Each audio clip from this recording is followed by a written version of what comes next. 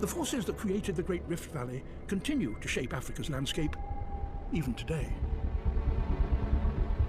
At weak spots in the Earth's crust, molten rock continues to erupt.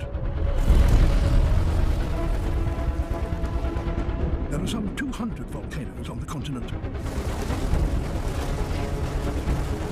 many of them active.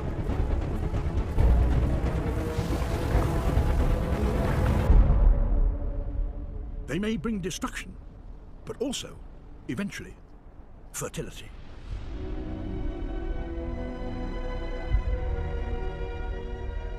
This is Ol Doinyo Lengai.